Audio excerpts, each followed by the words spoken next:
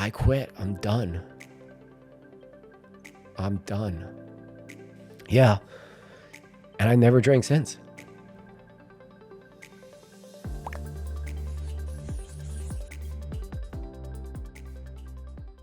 Totally. The whole part about quitting drinking was that I had tried for so long before and nothing seemed to work. And as a result, I thought maybe I just wasn't possible to quit drinking. I was losing trust in myself because I would try these programs. I would say that I was going to do something and then I couldn't do it and it didn't reconcile. Then I was like, well, I'm just not a trustworthy person because I'm not doing what I say I'm going to do.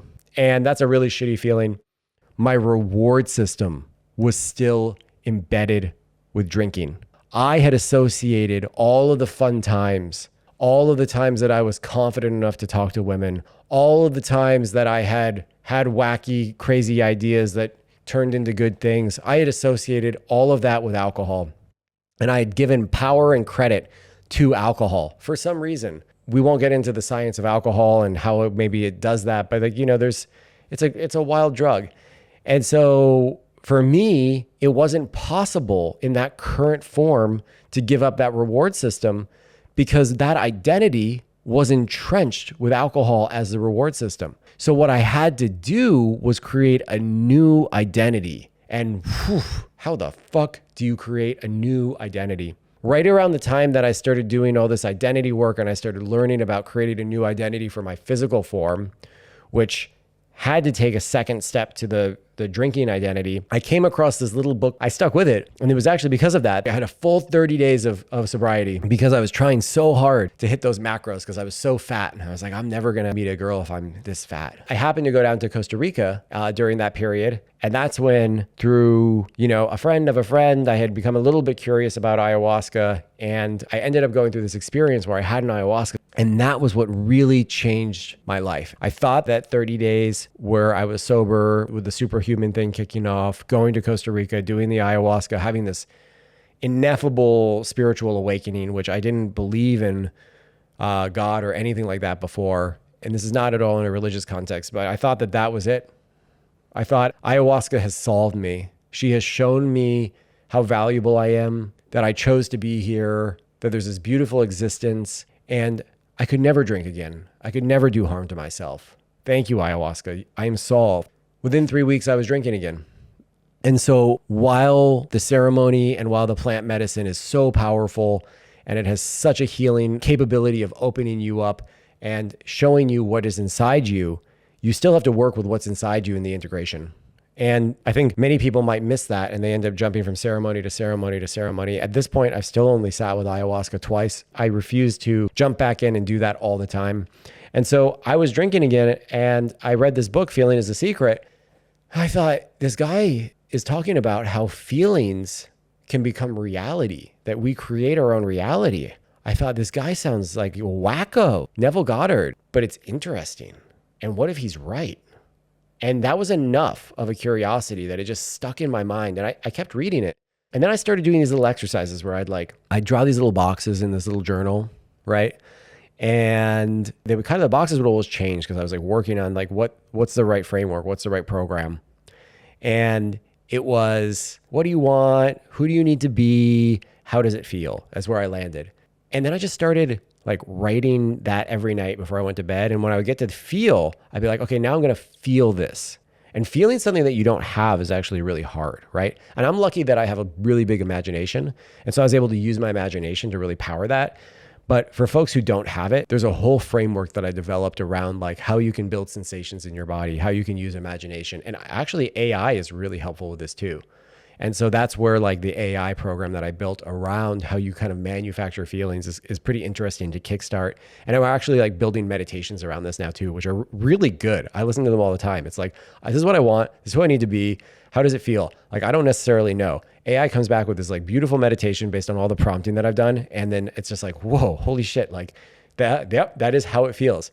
Anyway, so once I started doing that, it started to really click and it started to really resonate. And I started to change my mindset and my identity started to shift. And all of the stuff that I was doing for working out that was such a pain in the ass before became super fucking easy and fun. And all this stuff with eating became like, of course I'm a healthy eater. Like, this is what I want to do. I just started shifting all my identities in my life. I started shifting my identities at work too, from like somebody who was just like action oriented and doing stuff to being a creative aimer. And I got promoted to director.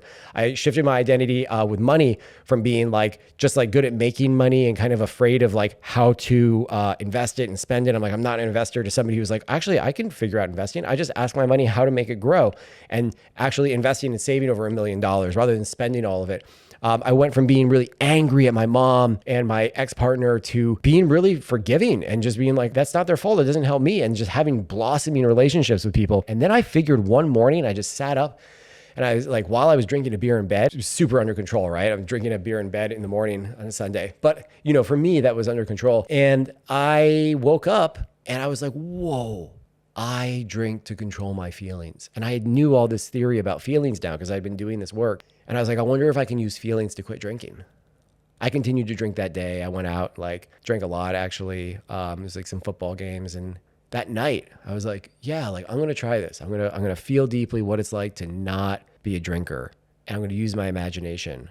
In the middle of the night, I woke up like violently coughing. I remember my throat hurting so much. And I just said, I quit. I'm done. I'm done.